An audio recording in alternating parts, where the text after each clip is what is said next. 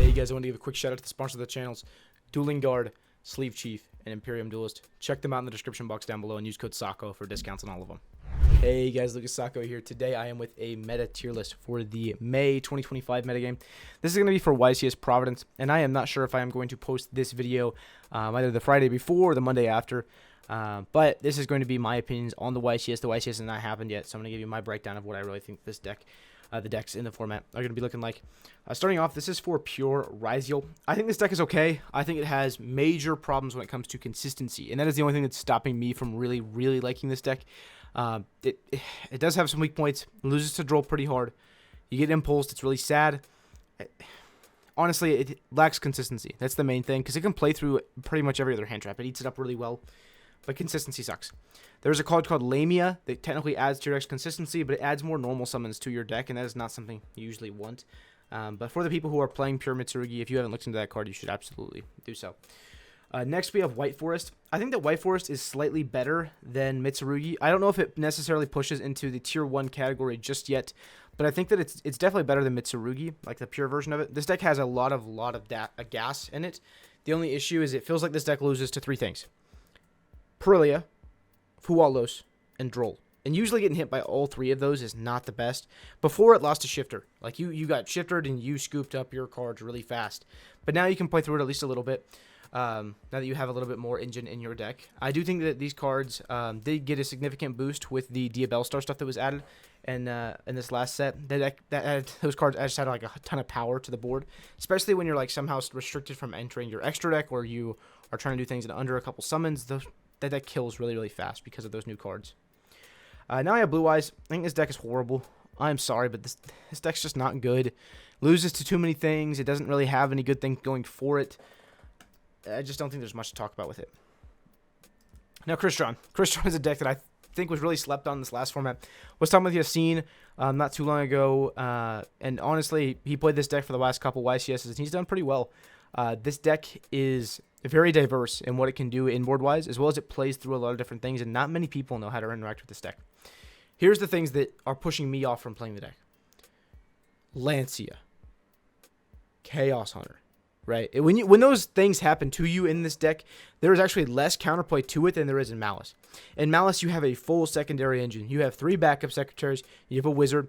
You have non-engine that kind of stops the Chaos Hunter, the Talents, or whatever. Or sorry, the Chaos Hunter or the Lancia, whatever they do to you. And you can kind of play through it a lot of the time, at least to get to a very strong board.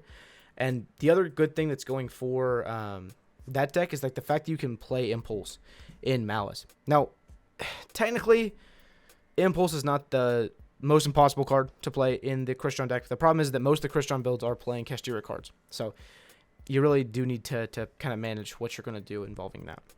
Next up, you have Live Twin. I think this deck is actually really cool, right? There's a couple different variations of this deck. I just wanted to talk about them instead of making them their own individual decks because they're not too unique. One plays Fiendsmith. One plays Fiendsmith and Unchained cards.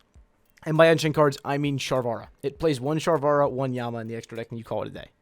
But I think that if you pilot this deck perfectly, you're going to play through Nib a lot better than like some of the standard combos are doing. You're going to have more interaction for your opponent. It's also a very good control deck that plays like 21 non-engine. It can literally play 21 hand traps in your deck if you wanted. I mean, you can even play 3 Veilers, 3 Bells, 3 Drolls, 3 Fuas, 3 Nibs, 3 Ash, 3 Imperms. Just keep going down the list, right? There's a lot of things you can play here. And I think that if you watch the meta tier list for hand traps, that it was either going to get posted before or after this video, you'll see like there's a lot of hand traps that are pretty good in this format, and with people decreasing on bestial counts, this deck even gets just better and better. The only thing that scares me about putting this deck together right now and taking it to a YCS is Fualos. Fualos is a little bit of a scary card for it, but I think that if Malice starts to become more and more prevalent, Fualos is going to see a lot less play, because Malice's ability to play through that is just phenomenal. The fact that it gets to Red Ransom with the quick play spell while only giving them 1 or 2 draws. If you play a Lure, you have a sculpted hand already. If you don't, you're Chessy Cat drawing 2. You're going to have a very strong inboard through a Fualos, and I think that people will decrease on that, which will make this deck a little bit better. Next up, we have Pure Risal. I think that this deck is super cool here. My only issue with this deck is consistency. And I think I accidentally put 2 Pure Risals here, so we're just going to shove this guy down here. Use this guy to indicate this is Pure Risal. But Pure Risal is very cool. The only thing that pushes me off of this deck, once again, is Droll inconsistency.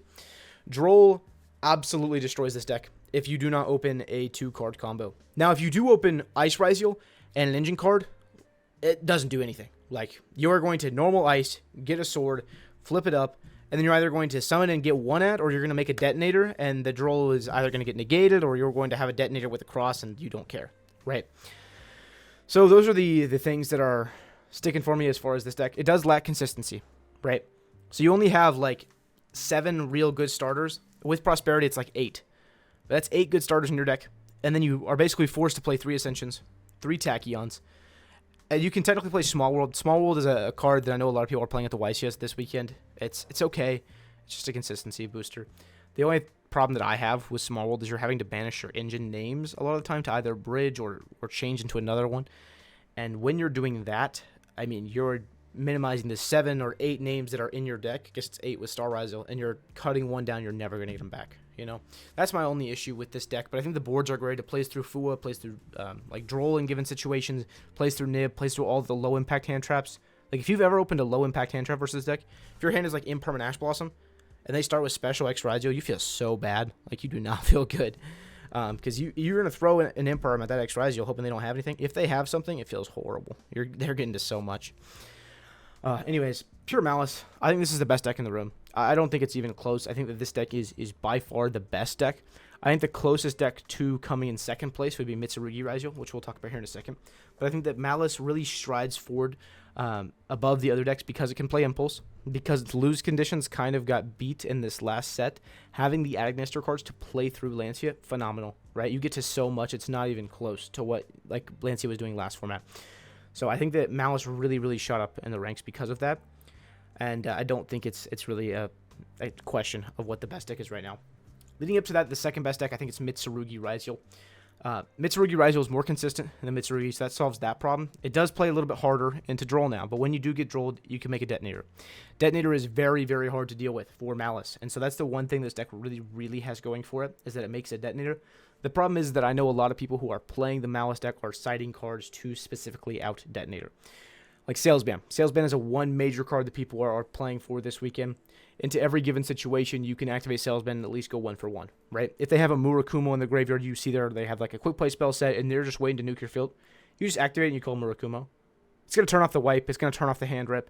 All for 1 card. Like, nothing else does that fluidly to where it can be used on a card in the graveyard, a card on the field. And like if people are going for Gallant Grant Search Nib, if you need to, you can go Salesman, call Nib. Puts you in a great spot. So that's my opinion on the deck. I think it's the second best deck, but it's not really close. I think Malice is just by far the better choice. I think that Momento is a great deck still. I think that Memento got a little bit of a buff with them taking Shifter out of the format. People are playing 1 Shifter on their side deck at most now. I mean, because it's at 1, can't play more. But most people aren't playing it at all. And so I think that Memento strives forward because it has no counterplay with Lancia at all. If you get, or with Shifter, if it gets shifted, you lose.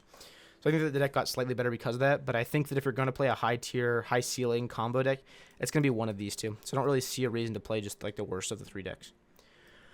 I think that Mermail's okay. I think that Mermail is worse than like the Live Twin deck. The thing that's holding Mermail back specifically is the fact that it gets hit by Impulse really hard, right? If you Impulse their Coelacanth, it just feels so sad. Not to mention, this deck also really loses to Droll, loses to Chummies, and people are playing a lot of those in this current format. You have the Odeon cards. I think they're horrible. I'm not even going to make a video on these cards. They're just not good. I'm sorry. You have to have so many things go right for you just to have the stuff resolve, and then when you do get it to resolve, the board is still breakable. You have Pure Fiendsmith or Fiendsmith Bestial. This is another deck that I think is absolutely horrible, but it's worth mentioning because people will play it. Snake Eye, I think that Snake Eye is technically better than probably Blue Eyes. I don't think this is the best deck. Obviously, people played this for the German Open, I believe. It was some European Open. And it did pretty good over there, honestly. And I see the appeal to playing the deck. Plays through a lot of different things. Flamebird is a broken card, and then they can use Flamebird's Doom Dragon. Snake Eye's Doom Dragon, whatever that card's name is. That card is broken. I like that guy. That guy makes me want to play Master Duel. And that has Maxi. That means that card must be really, really cool, right? Anyways, I think that Snake Eye is a very cool deck. I don't think it's necessarily anything game-breaking. I don't think it's anything ground-breaking. I think it's just okay. Next, we have Fire King. I think the Fire King is along the same lines as Mermail. It's not as much of an FTK, but it does have the interaction from hand on turn 0. It has so many hand traps in it. It can play Impulse. It has the hand interaction of the Fire Kings to disrupt. And basically, if you can stop your opponent from playing, you're going to win. The only thing that I dislike about Fire King is its consistency. One cool thing that you can play in this deck, which I've seen a couple people try, is 7th Tachyon. You can use 7th Tachyon and actually search for Ulcanix directly. The only issue with that is it locks you into Xyz monsters. But a lot of your boards for Fire King, you don't even end with any links. You just end with a bunch of guys in your field. So that's something that's definitely unique. Following that up, we have Ritual Beast. I'm sorry, Jonah. This deck's unplayable. Like, really, really bad. You're going to get Chaos Hunter. You're going to get Lanciad. That's it. You're just going to lose. And honestly, we should probably move these guys down here as well. We're going to put them in homeless tier. They're awful. We have Ubell. I think the Ubell's a very cool deck. I think that out of the higher ceiling combo decks, it's like somewhere around here. Yeah, that makes sense. Right above Fire King, but below Live Twin. Live Twin has more one-card starters. Live Twin has more room for non-engine. It has less bricks, right? The only problem that I have with Ubell in this current format is that even though you're playing bricks that equal a very, very strong inboard, the board is going to not get broken, but if they do hand trap you, your board gets smaller. The limiting of Phantom of Ubell will significantly hurt this deck, and it has hurt this deck over the past couple formats. But I still think it's a playable deck. If you play this deck flawlessly, you're going to like basically the full board every single time. That's the one thing I really liked about this deck is the better pilot in a mirror would always win, because no matter where they got hand trapped, they ended on a fantastic board. Right? Unless they got hand trapped on their one line of play and they lost, they got to such a fantastic board it didn't matter. Now this is one deck that I wanted to talk about here that I think is really interesting. This is Mitsurugi, Fiendsmith, Risal. Right? If you guys saw from the DB Grinder tournament, I think it was Ryan Yu and Will Candia that was piloting this deck. They were playing a very different approach to this. And honestly, drawing hands with this deck, the hands look phenomenal, right? Like, you draw great cards. Your hand will be like Habakiri, Sword Risal, and an Engraver, right? Like, that's a great hand. It may be like a mix of the engine cards, but like that plays through just about everything. That'll break a very good board. The only thing that I didn't like about this deck is how they were approaching it. They weren't playing Duo Drive. They weren't playing Field Spell, right? And so they just used their Risal cards to access their Mitsurugi, access their Fiendsmith, and access like a Detonator, right? That's all they were doing with them. And I think it's not the worst approach to it, but I think it is a very interesting deck. It's definitely something to consider and definitely something to be aware of at this YCS and going forward into this format. Now we have Risal Fiendsmith. People are asking me questions about this deck. This deck sucks. It's horrible. It's awful. You have 2 Ice Risals in your deck. You have 1 Bonfire. You have 3 ways to bridge your engines. That's it. If you open 2 of them together, that's not bridging your engines. You're basically using your Fiendsmith cards. You're getting to a Caesar. You're getting to a Trap for Paradise, right? Because of a brick in your deck. And then you're doing Risal stuff on top of that. You know what I'm saying? It's not like you're playing Fiendsmith Risal anymore. You're playing Fiendsmith and Risal. I just don't think is correct at all. We have Labyrinth. Labyrinth is okay. Shout out Paul Cooper. We're putting in the homeless tier, actually. Never mind. Tempai. Tempai is cool. I think that only homeless people play it, though. And then moving forward, we have Mitsurugi Fiendsmith. I think this deck's also very cool. I think that it kind of has the same problems with consistency as to where I wouldn't play this deck because of how bad the consistency is. The Fiendsmith cards help a little bit, but they don't help in necessarily bridging the engines. They help in the fact that they make Desiree or Caesar and they pass. You know, like it makes AN board, and hopefully that makes you live. But it's just not good enough. Now, this is a deck that a lot of people have been asking me about. I'm going to throw this guy over here. This will be the last deck we talk about here. This is Malice Fiendsmith. Malice Fiendsmith is a very interesting deck, and I know it's something that Triff has been trying to push on everybody. The thing is that Malice Fiendsmith really didn't get that much of a boost by the new cards that came out. A lot of the cards that came out are either Cybers restricted, or they're really only good when used with other Cybers cards. And so the Fiendsmith cards don't promote that. They don't help you achieve what the new Malice cards were produced to do, you know? And so I think that if you're going to play Malice, you need to abandon the Fiendsmith cards. And even though they're very cool, like into boards, it gives you a fantastic grind game, they're just absolutely not needed because the Cybers cards are so much better, right? I think the deck's still okay. I think that Malice cards will carry this deck so much farther than anything else. To where, like, even if you're playing the worst version of Malice, the worst version of Malice is still going to be better than the best version of Crystron, Pure Risal, Mermail, Fire King, White Forest. It's still going to be the best version. It's still going to be better than those. But I don't think it is the best version to play, and if you're going to play Malice, just play Pure. It's the best build. Anyways, this is my opinion, guys. You're totally welcome to disagree with me. You're totally welcome to take a different approach with what you're going to do with this. If you want to go ahead and leave your guys' thoughts, comments, I'd love to hear them. Put them in the description box or in the comments down below. If you guys did want to check out the spreadsheet that has everything to do with these decks that are here on the spreadsheet, go ahead and do so. It'll be in the description box down below as well. We appreciate it no matter what you guys do, whether you buy the spreadsheet or don't. I appreciate the support that you guys give to me. You guys have actually changed my life, and it's awesome. But hey, I appreciate y'all. I hope you have an absolutely fantastic day. Thanks. Bye-bye.